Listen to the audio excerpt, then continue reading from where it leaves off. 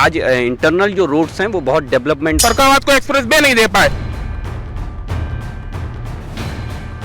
मोदी लहर में भाजपा फिर से वापस आएगी। जनता का काम होना चाहिए, अपने खुद के रिश्तेदारों का नहीं। फरुखाबाद में कोई कुटीर उद्योग नहीं है। फरुखाबाद में आलू का एशिया में नंबर 1 काम है। यहाँ के मंत्री लेवल के रहे, उन्होंने दिव्यांग उपकरण खा गए। जो भी इंडस्ट्री थी जरदोजी की या पीतल व्यापार, वो भी बिल्कुल गर्क में चला गया।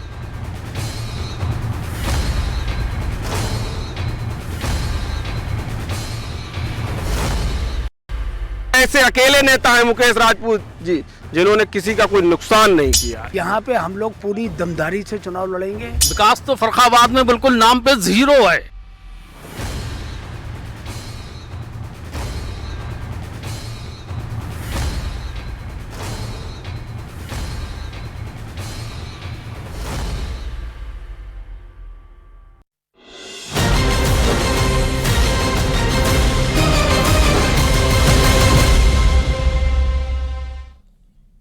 नमस्कार, मैं हूं अनुपम और आप देख रहे हैं हमारा खास शो गेम्स ऑफ गद्दी, जिसमें आज की सीट है फरुखाबाद।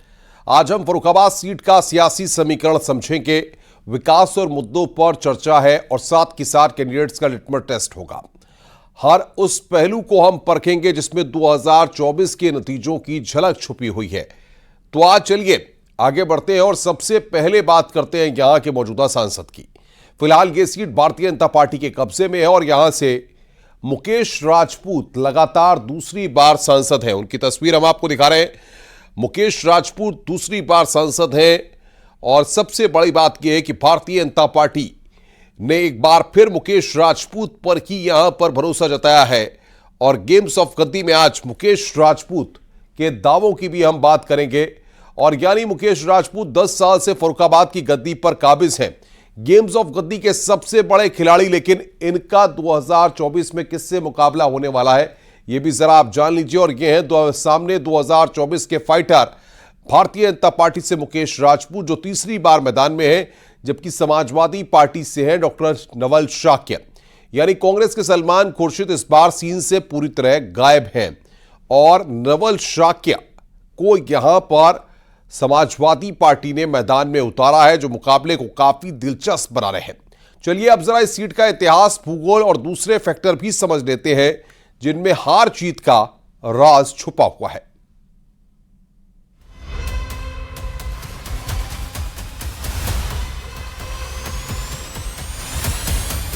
फरुखाबाद 5000 साल से भी पुराना महाभारत कालीन गौरव। ऐतिहासिक विरासतों को सहेजे पांचाल प्रदेश को 27 दिसंबर 1714 में फरुखाबाद नाम मिला था।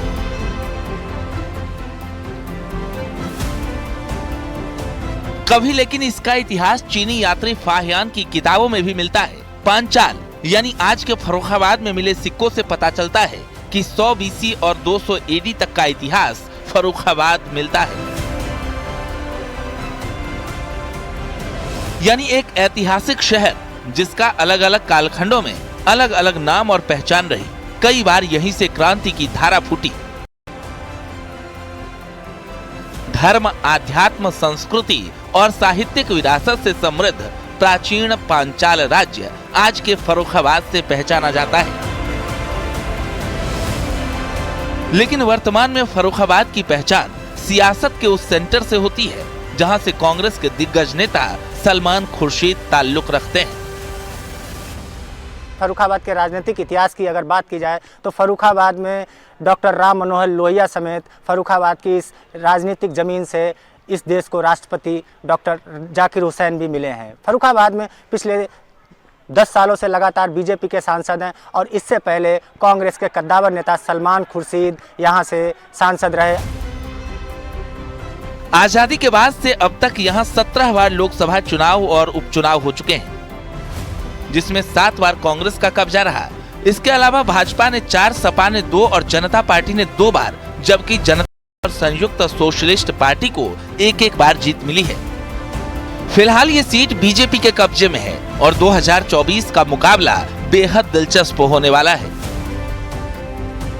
अब की बार लोकसभा चुनाव चुनौतीपूर्ण रहेगा, चूंकि विगत 2019 के चुनाव में कुछ परिस्थितियां अलग थीं, अब की बार कुछ अलग हैं। अलग इसलिए है कि कांग्रेस का कोई प्रत्याशी नहीं है यहाँ, और समाजवादी पार्टी ने अपने डॉक्टर नवल किशोर साक्य को किया है। साक्य मतदाता और लोधी राजपूत मतदाता यहाँ के निर्णायक है। ये सीट सपा नेता राम मनोहर लोहिया से लेकर कांग्रेस नेता सलमान खुर्शीद की कर्म भूमि रही है। लोहिया 1962 चुनाव में यहां से जीतकर संसद पहुंचे थे। कांग्रेस नेता खुर्शीद आलम खान और उनके बेटे सलमान खुर्शीद भी यहां से सांसद चुने गए, फिर केंद्र में मंत्री भी रहे। बीजेपी से साक्षी महाराज 2 बार सांसद रह चुके हैं। वर्तमान में भाजपा के मुकेश राजपूत यहां से सांसद हैं। 2019 में यहां 58.69% वोटिंग हुई थी। कुल वोटर्स की बात करें तो 80.25% ग्रामीण और 19.75% शहरी वोटर हैं। यानी किसान बाहुल्य इलाका है। 2019 में यहां सपा बसपा के साथ आने से दिलचस्प मुकाबला हुआ था, लेकिन जीत फिर भी विपक्ष को नहीं मिली। इस बार कांग्रेस और सपा साथ मिलकर लड़ रहे हैं, लेकिन जातिगत समीकरण किधर बैठेंगे और कास्ट फैक्टर पर मोदी की गारंटी कितनी भारी पड़ेगी, इसी पर नतीजे निर्भर करेंगे। फर्रुखाबाद से न्यूज़ 18 के लिए सूर्या वाजपेयी की रिपोर्ट।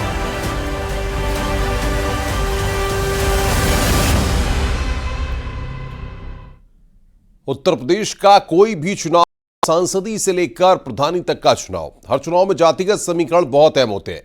फर्रुखाबाद में भी 2024 का चक्रव्यूह कुछ ऐसे तैयार किया गया है कि मुकाबला बेहद रोमांचक हो गया है। उसकी वजह है यहां के जातिगत समीकरण। चलिए इसे भी आपको ग्राफिक्स के जरिए समझाते हैं कि आखिर किस जाति के कितने वोटर हैं। और ये आप समझिए, क्षत्रिय वोटर 1.84 लाख, शाक्य वोटर जो है 1.38 लाख, लोधी 2.75, यादव 2.18, मुस्लिम वोटर निर्णायक भूमिका में है 1.74 लाख, ब्राह्मण 1.5 लाख है, कुर्मी 1.03 लाख, अन्य जो है वो 4.45 लाख। ये फर्रुखाबाद की लोकसभा सीट का पूरा जातिगत समीकरण है, जो ये बताता है कि सब जातियों के मतदाता यहां पर बड़ी संख्या में है, और खास तौर पर क्षत्रिय और मुस्लिम, शाक्य और ब्राह्मण निर्णायक है। तो ये यहां पर निर्णायक भूमिका में है जातिगत समीकरण। ये हम आपको बता रहे हैं किस तरीके से यहां पर ये उभर रहे हैं। यहां पर 1.84 लाख बीजेपी कैंडिडेट मुकेश राजपूत यहां पर इसी जाति से आते हैं, और दूसरे नंबर पर शाक्य मतदाता है जिनकी संख्या 1.38 लाख है। समाजवादी पार्टी के कैंडिडेट नवल शाक्य भी इस समाज से आते हैं।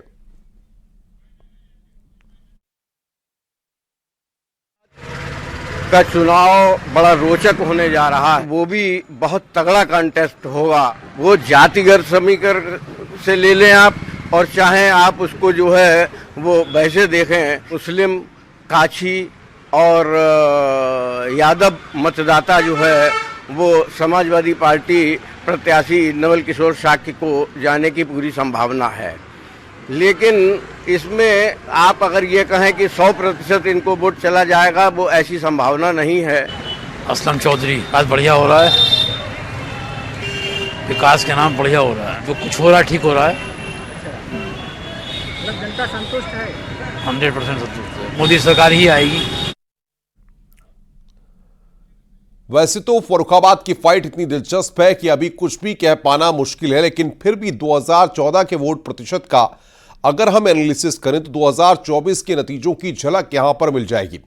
2014 में भारतीय जनता पार्टी से उमा भारती मैदान में थी, तब उन्हें 40.5% वोट मिले थे। यानी कि 2019 में बीजेपी का वोट प्रतिशत करीब 16.32% वोट बढ़ा, और इसी तरह समाजवादी पार्टी के खाते में 2014 में 25.49% वोट गए थे और पार्टी दूसरे नंबर पर रही थी। जबकि बीएसपी की अगर हम बात कर लें तो इसे 2014 में 11.42% वोट ही मिल पाए थे। ये तस्वीर तो 2014 की हमने आपके सामने रखी, और आगे की कहानी अब समझते हैं कि आखिर आगे की कहानी क्या है। अब जरा 2019 की तस्वीर की बात कर लें यहां पर हम, तो 2019 में क्या तस्वीर उभर रही थी वो यहां पर एलईडी पर अभी हम आपको बताएंगे। लेकिन आप देखिए किस तरीके से गेम्स ऑफ गद्दी में 2019 के नतीजे। मुकेश राजपूत को 56.82% वोट मिले, Manoj Agarwal BSP plus 34.72% vote मिले, सलमान खुर्शीद को 5.51% वोट मिले।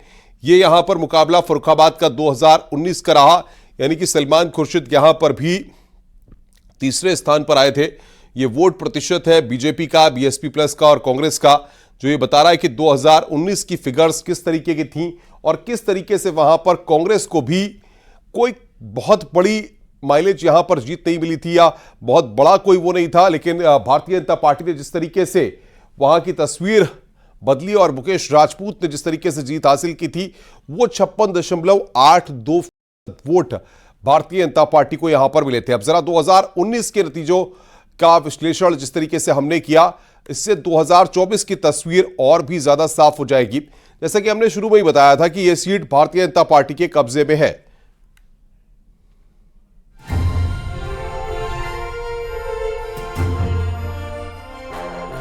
तंबाकू, आलू और कपड़े का काम ही इस शहर की पहचान है, या यूं कहें कि फर्रुखाबाद की लाइफलाइन। खेतों में आलू और तंबाकू उगाकर फर्रुखाबाद के किसान पूरे एशिया में नाम रोशन कर रहे हैं। तो यहाँ के जरदोजी ओडीओपी के तहत पूरे विश्व में अपने डिजाइनर लहंगों की डिमांड पूरी कर रहे हैं। लेकिन जो रोजगार का जरिया है, यहाँ की सियासत में मुद्दा भी वही है।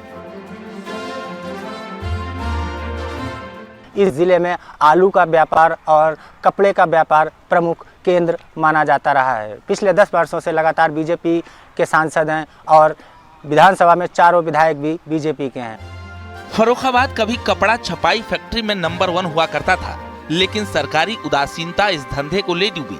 नतीजा ये हुआ कि कपड़ा कारोबार धीरे धीरे मुंबई और सूरत शिफ्ट हो गया। यानी इस चुनाव में सबसे बड़ा मुद्दा यही बनने वाला है।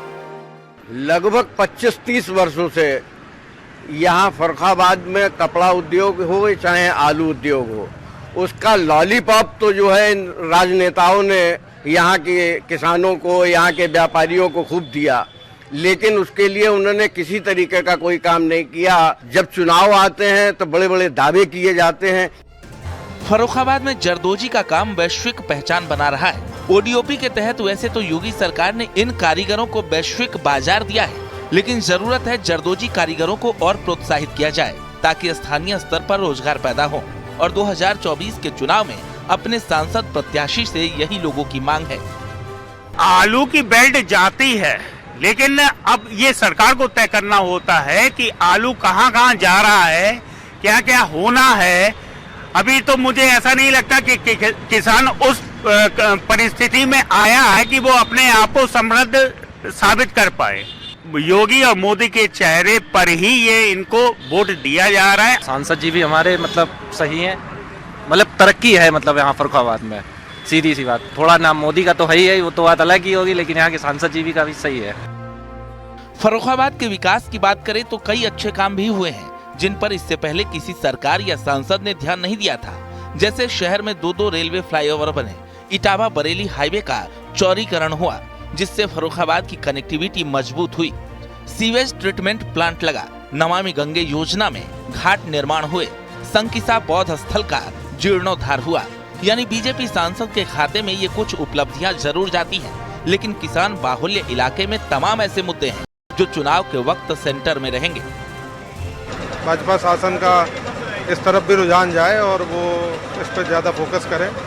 आलू का विकास का, आलू के पक्ष में कुछ विकास अपडेट करवाएं, कुछ ना कुछ ऐसा करवाएं जिससे आलू अपना गढ़ है यहाँ का फर्रुखाबाद का, तो वो देश में नाम रोशन हो। ऐसा हो सकता है कि आने वाले समय में ये हो। किसी भी पार्टी का होए, लेकिन जनता का काम होना चाहिए, अपने खुद के रिश्तेदारों का नहीं, न पड़ोसी का। कोई भी होए, कोई खाने पीने की चीज़ थोड़ी है जो हम ब्रांड पसंद करने की लिम्का चाहिए, पेप्सी चाहिए। भाई जनता को क्या मतलब बीजेपी से, कांग्रेस से, सपा से क्या लेना देना? जनता को तो चाहिए उनका काम हो, गरीब आदमी क्या मतलब। इस सीट पर मुख्य सबसे बड़ा सवाल यही है कि क्या भारतीय जनता पार्टी फर्रुखाबाद की लोकसभा सीट पर हैट्रिक लगा पाएगी? कुछ और आंकड़े हम आपके सामने रखेंगे कि आखिर किस तरीके से फर्रुखाबाद लोकसभा सीट पर जो तस्वीर है वो किस तरीके की यहां पर उभर रही है वो तस्वीर हम आपके सामने यहां पर रखते हैं कि आखिर किस तरीके से इस लोकसभा सीट पर ये जो तस्वीर उभर कर सामने आ रही है वो हम आपको दिखाते हैं कि गेम्स ऑफ गद्दी में कि फर्रुखाबाद के मुद्दे क्या है। एशिया का सबसे बड़ा आलू उत्पादक इलाका है ये। इलाके में आलू कंपनी फैक्ट्री मिले, फसल के लिए लोकल बाजार मिले, ये यहां पर आलू का एक मुद्दा है जो कि फर्रुखाबाद में हर चुनाव के वक्त में उठता है और शायद एशिया का सबसे बड़ा जो आलू उत्पादक इलाका है वहां पर लोग अपनी बातों को रखते भी हैं। जब तमाम चाहे नेता, चाहे सलमान खुर्शीद रहे हों, चाहे और भी जो नेता रहे हों, उनसे उनको उम्मीदें रही हैं। और दूसरी जो महत्वपूर्ण बात है कि जिले में बड़े स्तर पर तंबाकू की खेती होती है। उत्पाद बेचने के लिए बाजार और कंपनियां वहां पर नहीं है। तंबाकू किसानों को लोकल बाजार मिले, बड़े स्तर पर तंबाकू की खेती होती है क्योंकि ये जो बेल्ट है फर्रुखाबाद, एटा, इस पूरी बेल्ट पे तंबाकू की खेती होती है और बड़े स्तर पर कपड़ा छपाई का काम भी यहां पर होता है। अनदेखी के चलते कारोबार सूरत और मुंबई अब शिफ्ट हो गए हैं, यानी कि फर्रुखाबाद में अब उतने बड़े स्तर पर चीजें नहीं है क्योंकि कारोबारी जो है शिफ्ट हो गए। सांसद सरकार से मददगार मांगते हैं कि मदद की जाए और योजनाओं की मांग है ताकि यहां के लोगों की स्थितियां और बेहतर हो सके। ये डिमांड यहां पर की जाती है। फर्रुखाबाद के आगे की बात है कि हमको 2 बार मुकेश राजपूत के रूप में सांसद प्राप्त हुए और तीसरी बार पार्टी के राष्ट्रीय नेतृत्व ने फिर उनके ऊपर भरोसा जताकर उनको हमारे बीच में प्रत्याशी बनाकर भेजा है। इन 10 वर्षों में जो केंद्र की योजनाएं थी, जो प्रदेश की योजनाएं थी, डबल इंजन की सरकार ने ये साबित करके दिखाया कि प्रदेश में विकास सिर्फ भारतीय जनता पार्टी की सरकार के द्वारा होता था। हाँ, विकास भी हुआ है लेकिन उतना उल्लेखनीय विकास नहीं हुआ है जो जनता चाहती थी उसके अनुसार। 2-3 ओवरफ्लाई भी बनाए गए, सड़कें और ये पानी व्यवस्था है, कानून व्यवस्था से आदमी संतुष्ट है। शाक्य मतदाता और लोधी राजपूत मतदाता यहाँ के निर्णायक है। हाँ, अल्पसंख्यक समाज जो है वो समाजवादी पार्टी की ओर रुझान करेगा। विकास की बात आप करेंगे तो फर्रुखाबाद में जो गंगा एक्सप्रेस वे पूरे उत्तर प्रदेश से निकल रहा था, गंगा के किनारे किनारे निकल रहा था, वो फर्रुखाबाद से छीन लिया गया। फर्रुखाबाद में 4 विधायक, 1 सांसद, 1 जिला अध्यक्ष, 5 लोग सरकार के होने के बावजूद भी फर्रुखाबाद को एक्सप्रेस वे नहीं दे पाए। फर्रुखाबाद में कोई कुटीर उद्योग नहीं है। फर्रुखाबाद में कोई ऐसी मील, ऐसा कारोबार नहीं है जो जनता को रोजगार मिल सके। फर्रुखाबाद में सदवाले का काम था। फर्रुखाबाद में आलू का एशिया में नंबर 1 काम है। फर्रुखाबाद के ये सब काम इसलिए दब गए क्योंकि फर्रुखाबाद की जनता को, फर्रुखाबाद शहर को एक बड़े रोड से, बड़े लिंक रोड से जोड़ा नहीं गया। सियासत, समीकरण, विकास और मुद्दे, सब पर हमने आज बातचीत की, आंकड़ों को भी आपको दिखाया। चलिए अब सांसद जी का रिपोर्ट कार्ड देखते हैं और जानते हैं फिरोजाबाद सांसद जिस तरीके से फर्रुखाबाद के सांसद मुकेश राजपूत के खाते में कौन सी उपलब्धियां जाती हैं वो हम आपको बता रहे हैं। फर्रुखाबाद से जिस तरीके से मुकेश राजपूत पर जनता ने भरोसा जताया, ऐसे में फर्रुखाबाद में विकास की अगर बात करें तो शहर में 2 नए रेलवे ओवरब्रिज बनवाए गए। साथ ही इटावा बरेली हाईवे के चौड़ीकरण का श्रेय भी सांसद मुकेश राजपूत को ही जाता है। कारखानों में सीवेज ट्रीटमेंट प्लांट लगवाया गया तो जल्द ही शुरू होने वाला है। साथ ही नमो गंगे के तहत गंगा घाटों का निर्माण भी कराया गया। साथ ही संकिसा बौद्ध स्थल का जीर्णोद्धार कराया गया और उसे पर्यटन स्थल घोषित किया गया।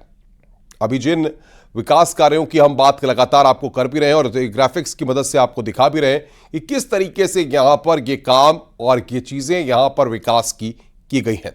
रुक रहे हैं यहां पर एक ब्रेक के लिए। खबरों का सिलसिला लगातार